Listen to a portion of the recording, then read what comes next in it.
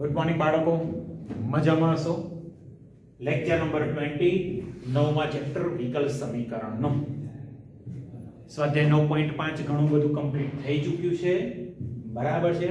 માત્ર 2 દાખલા અને 2 એમસીક્યુ નું જ કામ બાકી છે. 13મો 14મો દાખલો, એમસીક્યુ નંબર 16 અને 17. 15મો દાખલો ઘરેથી આપ્યો છે. અત્યારે સ્ટાર્ટ કરે છે 9.5 નો 13મો દાખલો. એની અંદર આપણે વ્યાપક ઉકેલની સાથે સાથે વિશિષ્ટ ઉકેલ પણ શોધવો પડશે. શરત અને આધીન પ્રારંભિક શરત આપણી જોડે છે.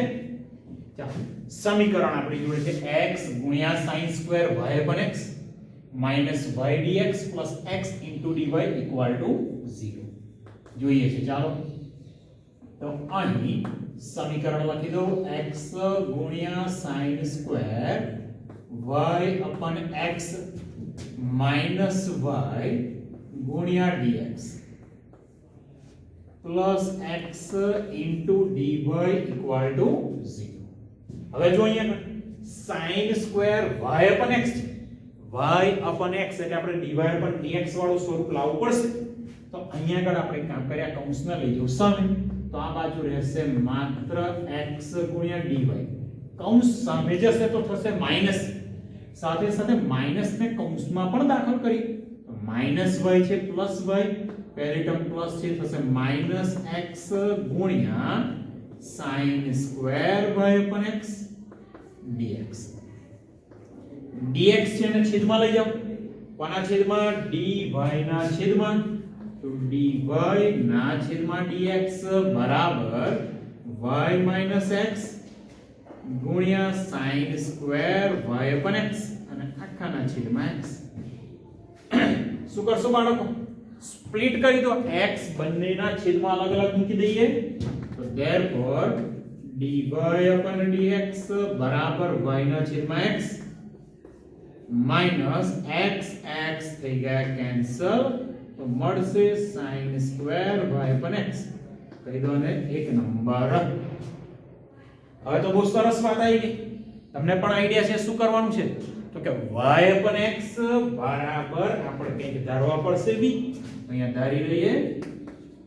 ધારો કે y ના છેદમાં x બરાબર b implies y equal to x into v.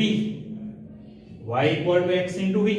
તો બંને તરફ વિકલન કરી દઈએ x ને સાપેક્ષ. તો dy ના છેદમાં dx બરાબર x નું વિકલન v1 એવા વત્તા x એવા v નું x ના સાપેક્ષ dv by dx. સમીકરણ 1 માં મૂકી દઈએ. સમીકરણ 1 માં y upon x v, dy upon dx એટલે v plus x into dv by dx.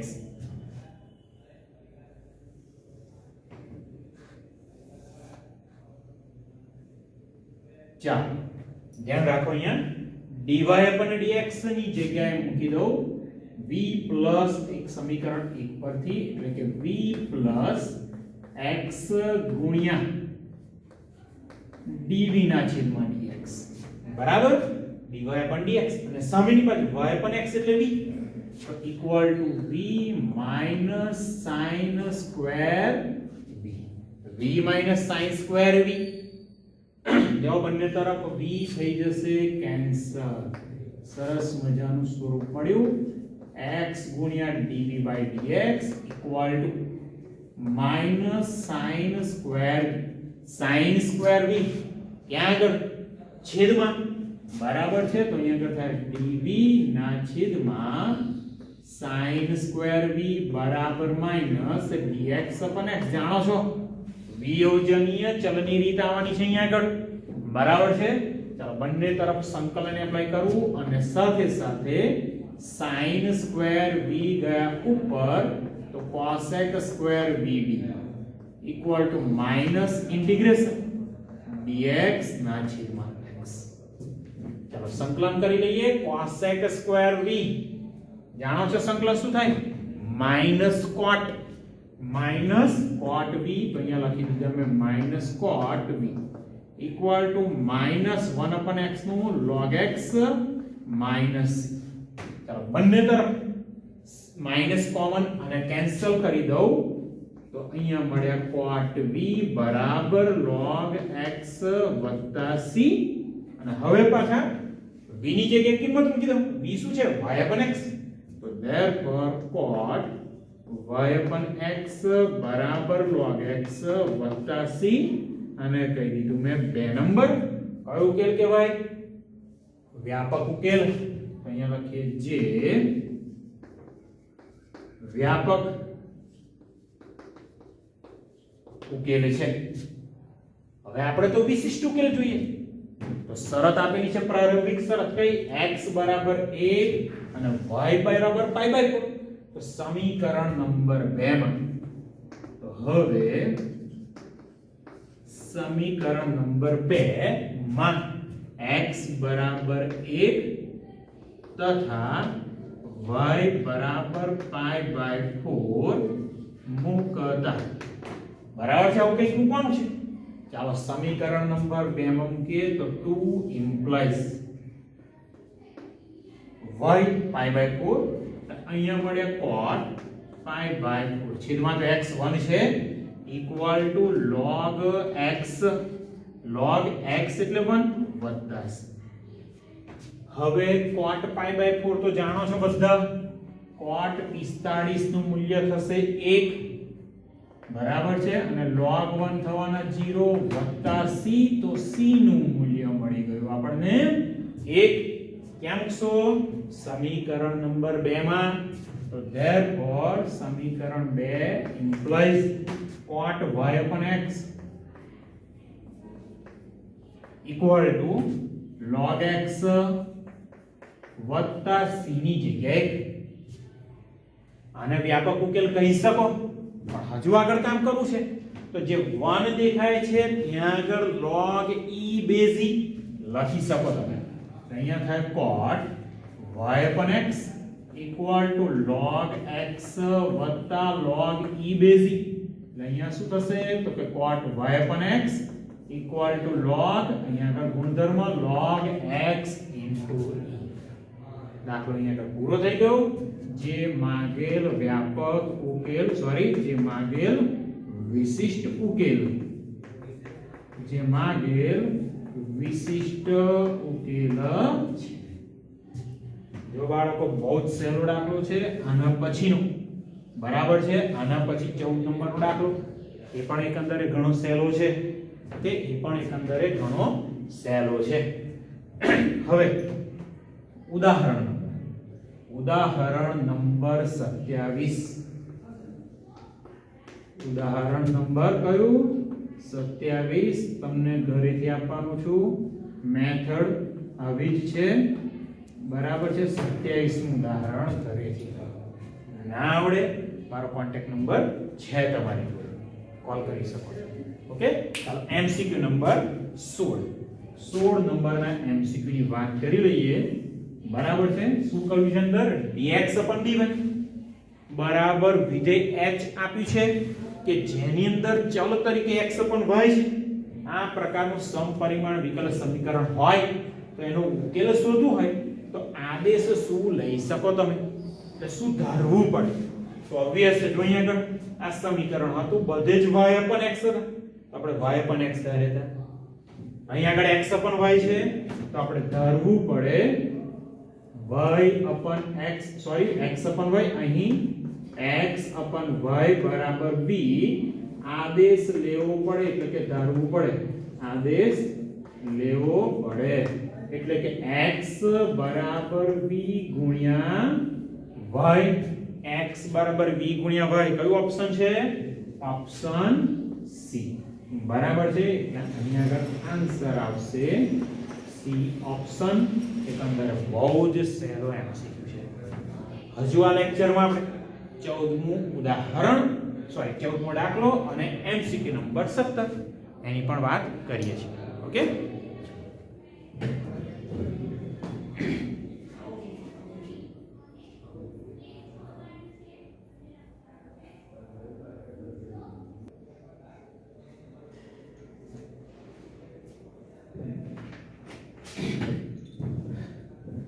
ચાલો બાળકો સ્વાધ્યાય 9.5 નો છેલ્લો દાખલો અને એક એમસીક્યુ બે વસ્તુ બાકી છે, કમ્પ્લીટ કરી લઈએ અત્યારે. બરાબર છે. દાખલો કયો છે? 14મો દાખલો. સમીકરણ આપ્યું છે dy upon dx minus y upon x plus cosec y upon x બરાબર 0. અને શરત આપી છે x બરાબર 1 અને y બરાબર 2. વ્યાપક ઉકેલ શોધીને પાછું આપણે કામ કરવાનું છે વિશિષ્ટ ઉકેલ ઉપર. તો મતલબ અહીંયા વિશિષ્ટ ઉકેલ શોધવાનો છે. શરૂઆત કરીએ. બરાબર છે. સમીકરણ જે છે લખી દઈએ. તો અહીં dy upon dx minus y upon x plus cosec y upon x equal to 0.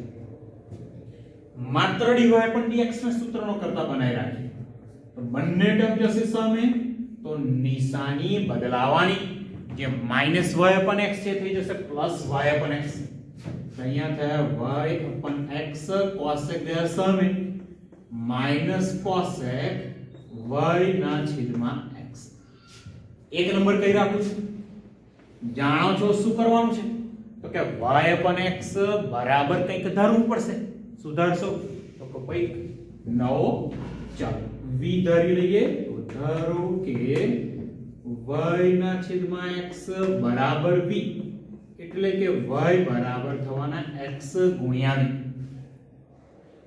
વિકલન કરવું પડશે. dy upon dx ની જગ્યાએ કિંમત મૂકવા. x ને સાપેક્ષ વિકલન તો y નું થઈ ગયું dy upon dx બરાબર x v. x નું 1 v એવા વત્તા x એવા v નું થશે dv by dx. ક્યાં કિંમત મૂકવાની? તો કે સમીકરણ નંબર 1 માં કિંમત મૂકીશું dy upon dx એટલે મળે v plus x into dv by dx equal to y upon x v minus cosec. બહુ સહેલું થઈ ગયું. જો શું કરશો? બંને તરફ પ્લસ v છે તો v તો કેન્સલ થઈ જવાના. એટલે અહીંયા મળી ગયા x ગુણ્યા dv upon dx બરાબર minus cosec બરાબર dv upon dx. અહીંયા x છે, અહીંયા cosec v છે. કઈ મેથડ? તો સમપરિમાણ કે પછી બીજી મેથડ? મેથડ આવશે વિયોજનીય ચલ. v અને x બે વેરીએબલ છે, બે ચલ છે. વિયોજન કરી લઈએ. cosec v અહીંયા છેદમાં, તો therefore dv ના છેદમાં cosec v equal to minus dx upon x અને સાથે સાથે સંકલન. cosec v ને હું ઉપર મોકલી દઉં તો ઇન્ટિગ્રેશન અહીંયા થઈ ગયું sin v dv equal to minus integration dx upon x. sin v નું સંકલન શું થાય? sin v નું સંકલન minus cos v. તો therefore minus cos v equal to minus log x minus log c square. આ ચલો લઈ લો. તમને એવું થાય કે મારે c લેવા છે તો c લઈ લો, કોઈ પ્રોબ્લેમ નથી. બરાબર. માઈનસ બધેથી કેન્સલ કરી દો તો અહીંયા આગળ મળ્યા cos v બરાબર log x વત્તા log c. v ની કિંમત મૂકી દો પાછી. v બરાબર y ના છેદમાં x. અહીંયા આગળ મળી ગયા cos y ના છેદમાં x બરાબર log x વત્તા log c. બે નંબર કર્યા. કયો ઉકેલ કહેવાય? વ્યાપક ઉકેલ. જે વ્યાપક ઉકેલ છે તો therefore અહીંયા લખીએ જે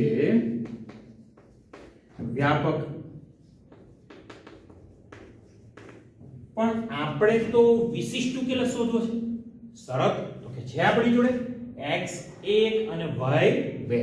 અહીંયા લખીએ હવે સમીકરણ નંબર 2 માં x બરાબર 1 અને y બરાબર 2. x બરાબર 1 અને y બરાબર 2 મૂકતા. ચાલો અહીંયા આગળ શરત x બરાબર 1 અને y બરાબર 0 છે બાળકો. શરતમાં કોઈથી 2 લખી ગયા છે, અહીંયા 0 છે. x બરાબર 1 અને y બરાબર 0. ચાલો સમીકરણ 2 માં કિંમત મૂકી દે તો 2 ઇમ્પ્લાઇઝ y એટલે કે 0 અને x એટલે કે 1 તો અહીંયા મળ્યા cos 0 log x એટલે કે 1 log 1 વત્તા log cos 0 ની કિંમત જાણીએ છીએ 1 log 1 થઈ ગયા 0 બરાબર log c જો અહીંયા આગળ log c મળી ગયા તો બેઠા log c ની કિંમત મૂકી દઉં એક સમીકરણ નંબર 2 માં તો therefore 2 implies cos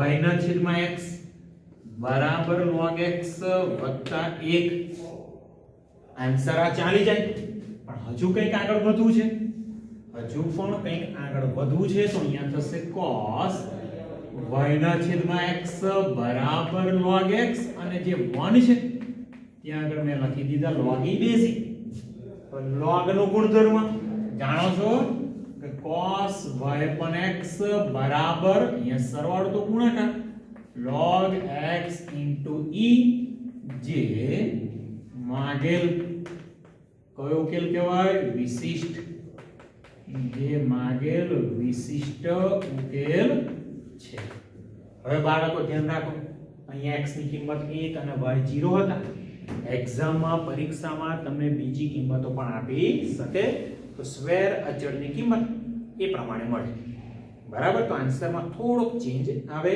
જ્યાં c છે ત્યાં આગળ મૂલ્ય અલગ આવી શકે ઓકે આ દાખલો આપણો થઈ ગયો હવે બીજી ખાસ વાત બરાબર છે પ્રકીર્ણ સ્વાધ્યાય છે પ્રકીર્ણ સ્વાધ્યાય 9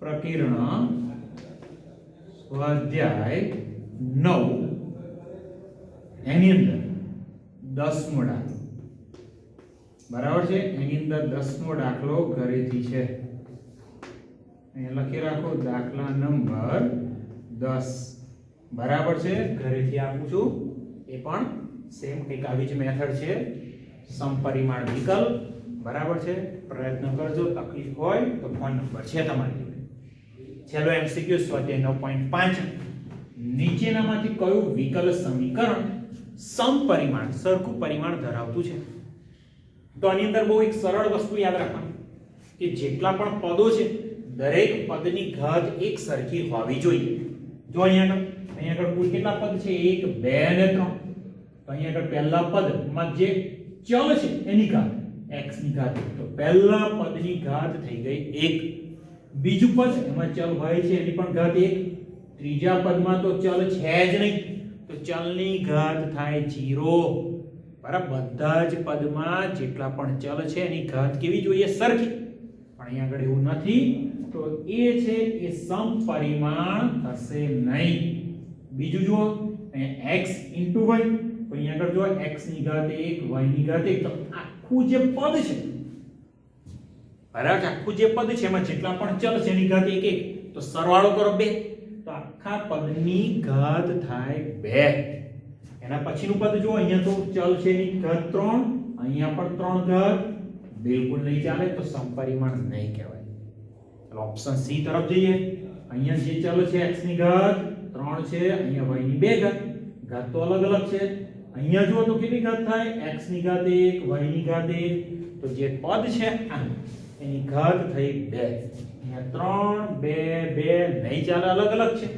તો આ પણ સમપરિમાણ નહીં થાય ચાલો અહીંયા ચેક કરીએ ઓપ્શન ડી માં પહેલું પદ ઘાત 2 બરાબર છે અહીંયા જો ઘાત 2 અહીંયા પણ 2 ઘાત હવે વચ્ચેનું પદ x y છે x ની ઘાત 1 y ની ઘાત પણ 1 તો આખા પદની ઘાત થઈ ગઈ 2 તો 2 અહીંયા પણ 2 અહીંયા પણ 2 અને અહીંયા પણ 2 તો સમપરિમાણ વિકલ સમીકરણ કયું આવશે આન્સર ડી તો અહીંયા ઓપ્શન ડી આવશે સમપરિમાણ વિકલ સમીકરણ છે બરાબર છે ડી ઓપ્શન અહીંયા આગળ આપણો સ્વાધ્યાય 9.5 કમ્પ્લીટ થઈ ગયું હજુ એકાદ ઉદાહરણ જોઈ લઈએ બરાબર છે એકાદ ઉદાહરણ જોઈ લઈએ છે પ્રકીર્ણ ઉદાહરણમાં ઓકે